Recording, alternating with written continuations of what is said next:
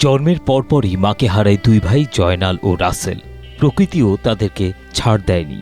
জন্ম থেকেই শারীরিক প্রতিবন্ধী এই দুই ভাই হাজারো প্রতিকূলতার বিরুদ্ধে লড়াই করে উচ্চশিক্ষা অর্জন করলেও সেই শারীরিক অক্ষমতাই আজ তাদের কর্মহীন করে রেখেছে।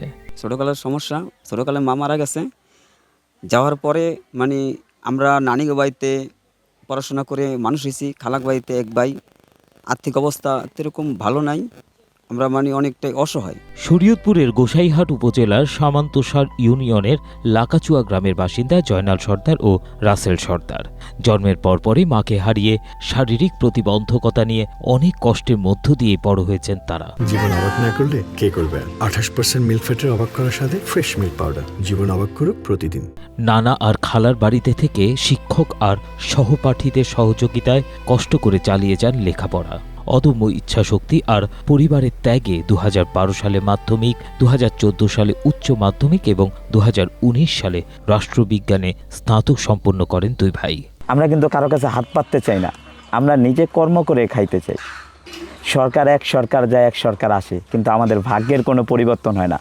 কিন্তু শিক্ষা জীবনের এই অর্জনও বদলাতে পারেনি তাদের ভাগ্য। দীর্ঘদিন ধরে বিভিন্ন দপ্তরে প্রতিবন্ধী কোটায় চাকরির জন্য চেষ্টা করেও কোনো সুযোগ পাননি তারা। শারীরিক প্রতিবন্ধকতার জন্য অন্য কোনো প্রতিষ্ঠানও তাদেরকে কাজে নেয় না। তাই বর্তমানে ছোট ভাই রাসেল ঢাকার উত্তর বাড্ডায় ফুটপাতে চা বিক্রি করে সংসার চালাচ্ছেন। এই লেখাপড়া খুব কষ্ট করে করছে, খুব কষ্ট করিয়া। এবং কি আমি যতটুকু জানি, বাড়িতে ছিল ওই মাস্টার গো হাতে ধরিও কইছি যে নগর একটু ফ্রি করার, তারা সেইভাবেই করাইয়া হেসে পড়াইছে। ভাই ছিল না বাড়িতে, ভাই অনেক বছর দূরে দূরেই রয়েছে। তাই চাকরির কোনো আর হয় নাই অর্ধ পর্যন্ত। সামনের দিকে কি হয় আল্লাহ ভরসা।